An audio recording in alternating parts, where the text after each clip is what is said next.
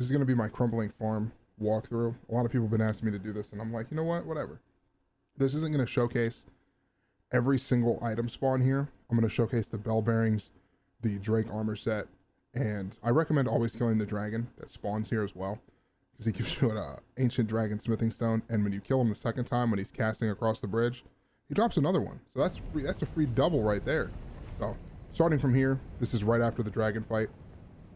Now I'm not going to be showcasing everything because there are just a lot of small items scattered through here through a lot of different side areas. I'm going to be showing the main way to run through this place and where Alexander and stuff is, but I'm not going to be showing the entirety of the area, just the main way to get through it, because a lot of people have trouble getting through this area. It is very confusing the first time you're here.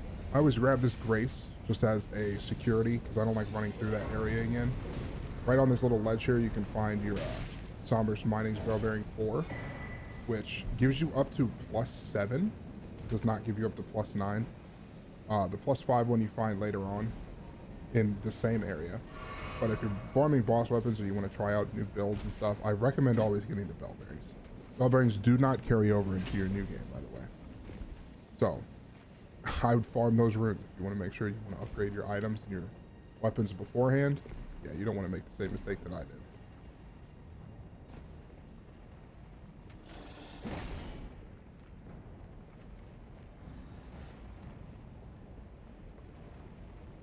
We grabbed this Grace because Godskin Duo is in this building, and a lot of people have trouble with them, along with these whirlwind guys right here. Whirlwind guys are fast, and they can hit very hard. This is a new game +4 for me, so how hard they're hitting might differ from you because I do have almost 65 vigor. But if you're buff up before fights, if you seppuku like I do in this particular new game, or if you're a mage and you want to buff up, you want to make sure you summon your mimic, whatnot. Make sure you kill these guys. Running past them, they can still hit you through the fog wall, and they can be pretty brutal if you're just trying to buff up. If you're having trouble fighting the Godskin Duo and you refuse to use summons or anything like that, which can really help with dispersing the aggro, if you're having trouble fighting them, use sleep. Sleep pots on them are very, very strong. They're very weak to sleep. And you can usually put one of them to sleep for like a minute or two at a time. The other thing you can use is bleed, because they're very weak to bleed as well. And after you fell them both, this is where you get your last smithing bell bearing, your normal one. This gives you up to +8, which allows you to go up to +24. You can buy all the stones to +24 at this point if you have all 4 of the smithing miners bell bearings.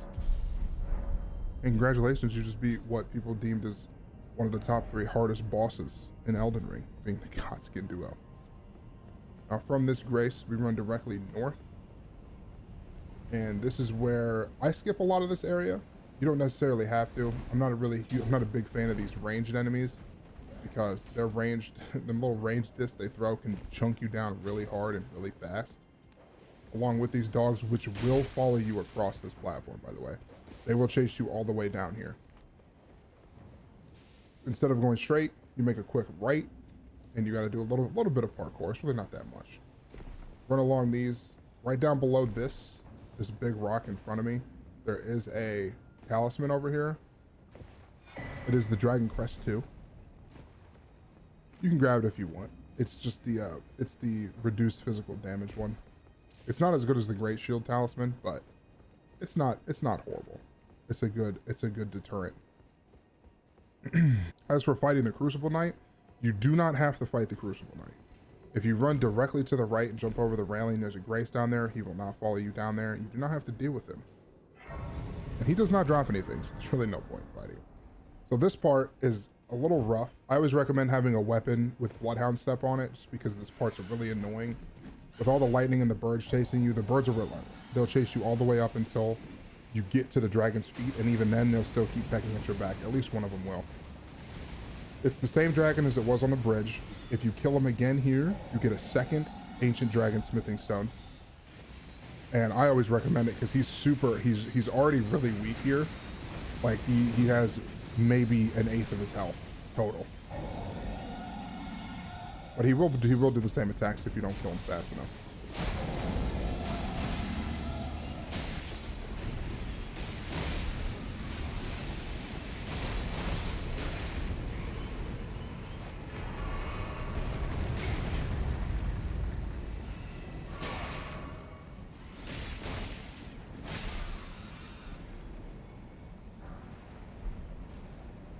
From there, we run directly west. There will be at least 2 to 3 beastmen here. One of them being one of the casters. You can choose to fight him if you want. I'm not for the sake of this video. I run past most of the things because there's no point really in killing him. It's easy to fall off here because the pillars you have to run on are so small. So if you're going too quickly, you'll straight up fall off.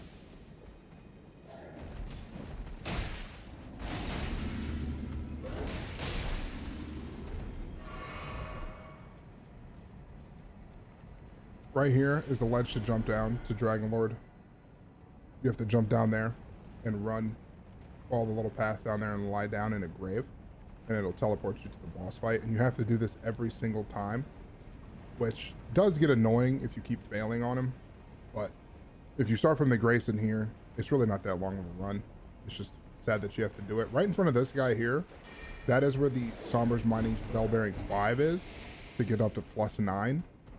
I skip running past him because that big beast man will spam the ever-living shit out of you, and he could hit stun you into oblivion.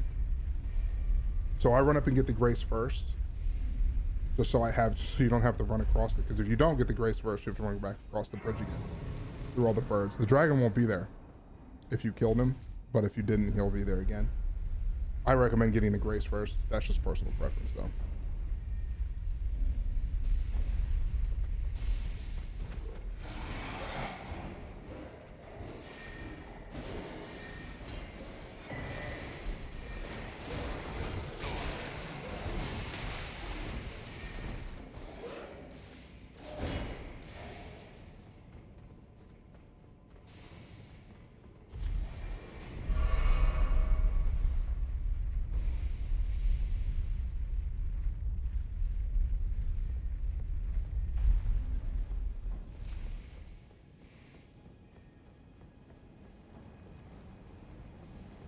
This brings us to beside the Great Bridge. Up to the right there, that's where a Draconic Tree Sentinel, who drops Tree Sentinel armor, by the way, is actually a really good person to kill, is, along with Malekith. We're not going to go that way first. I am going to show you how to get the Drake's Knight armor, and this is the direction we're going to be going. Now, when you run to the left here, there are a few things that can be over here, depending on if you progress the Volcano Manor questline far enough.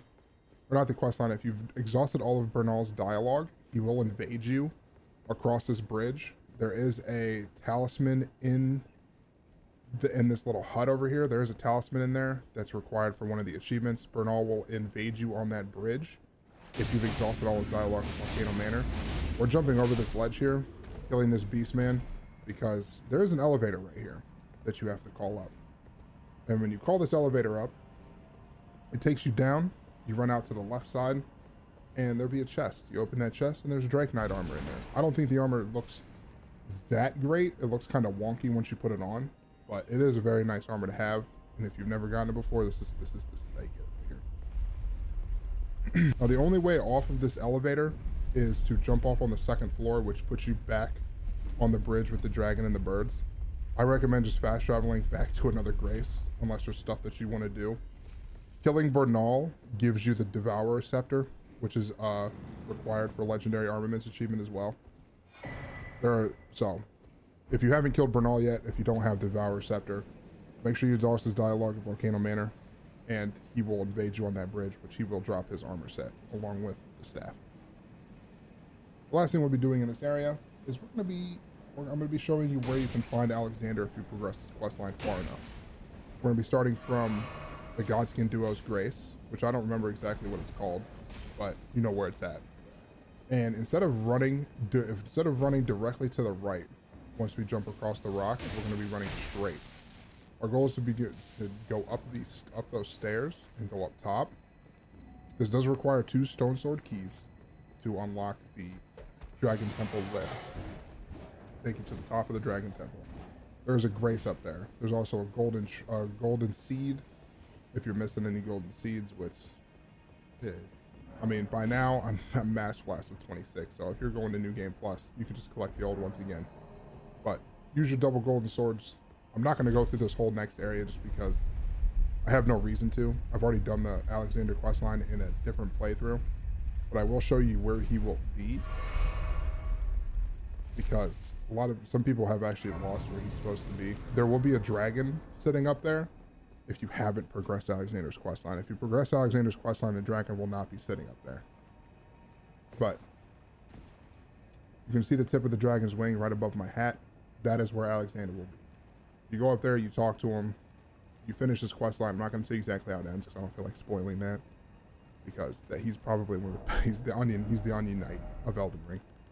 Talk to him, finish his questline, and you get a shard of him, which greatly increases your attack power. So that's where we find Alexander, and that's Crumbling Farm. Start from the beside the Great Bridge and run up and fight Malekith. So I hope this helps you in any way whatsoever. It's not everything, but it's a lot of the stuff that I found. It's a lot of the achievement stuff that I know where it's at. So I hope this helps you, and thank you. Have a nice day.